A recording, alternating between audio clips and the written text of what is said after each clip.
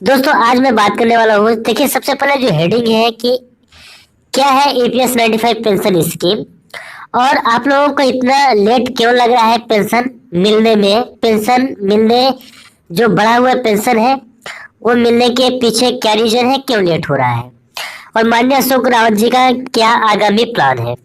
दोस्तों सबसे पहले मैं आपको बता दूं कि क्या है ईपीएस 95 पेंशन स्कीम। दोस्तों, ईपीएफओ के तहत प्रोविडेंट फंड पाने पर सभी सब्सक्राइबर्स के लिए कर्मचारी पेंशन स्कीम 1995 है।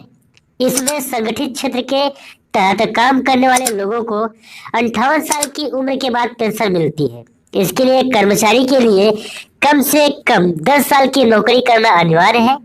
स्कीम के तहत नियोक्ता ईपीएफ में 12% राशि कर्मचारी के नाम पर जमा करता है, जिससे 8.33% रकम पेंशन के लिए दी जाती है, और रिटायर के बाद पेंशन फंड में अंशदान के आधार पर पेंशन की राशि तय की जाती है, जिसके तहत मिनिमम 1,000 रुपए की पेंशन दी जाती है।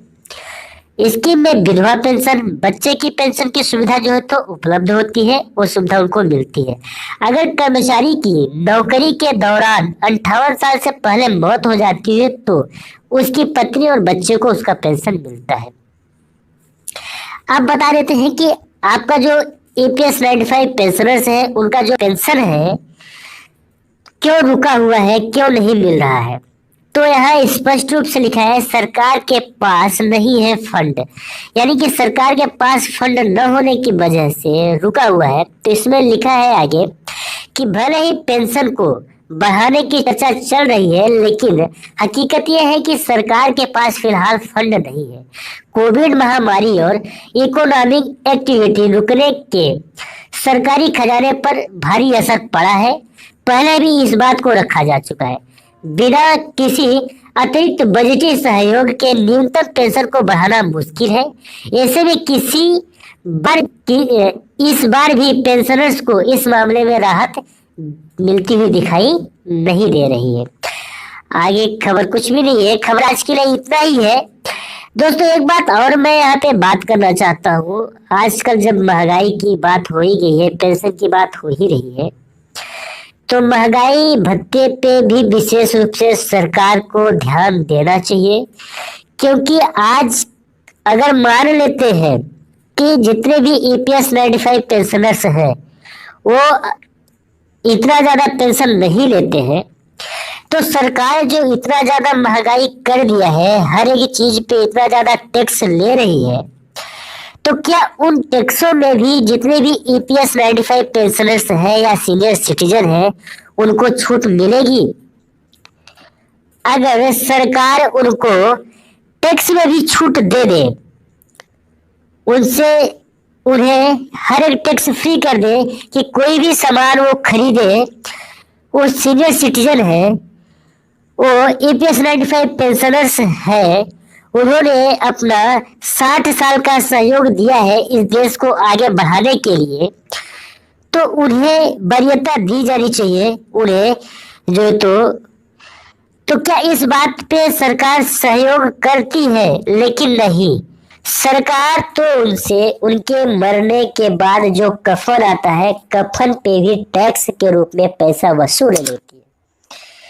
तो सरकार को क्या चाहिए कि इतना अगर पेंशन दे रही है तो इतना पेंशन दे दे सरकार कि एक पेंशनर्स जो है तो पेंशन के पैसे से कम उसके परिवार का नहीं तो कम से कम उसका खर्च तो चल जाए, वो अपने लिए महीने का दाल चावल खरीद सके, रोटी के लिए आटा खरीद सके, पीने के लिए पानी खरीद सके, और थोड़ा सा कुछ और भी खरीद सके, कपड़े खरीद सके, तेल खरीद सके।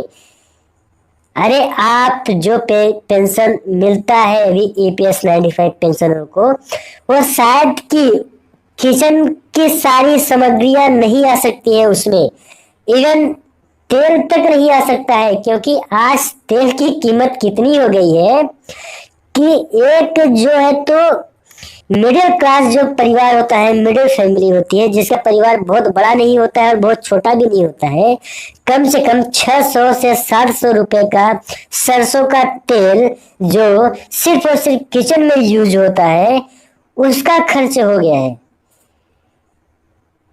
दोस्तों, इस प्रकार के पोस्ट जब मैं पढ़ता हूँ, सुनता हूँ, तो वास्तविक से अंदर से एक आवाज आती है, बहुत तकलीफ होता है।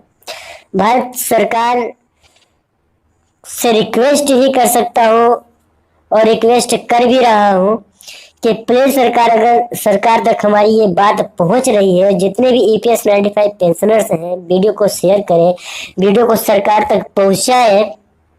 अगर पहुंच रही हो तो रिक्वेस्ट यही है कि आप जितना जल्दी से जल्द हो सके उतना जल्द पेंशनर्स के पेंशन पे विशेष रूप से ध्यान देके इनके जो पेंशन में बढ़ोतरी होना है उन्हें करा दे, क्योंकि जिसके पास सिर्फ और सिर्फ पेंशन ही आधार है, उसका बहुत ज्यादा प्रॉब्लम हो रही है उसके साथ में। तो दोस्तों, आज के लिए बस इतना ही। चलिए दोस्तों, मिलते हैं किसी नए वीडियो में।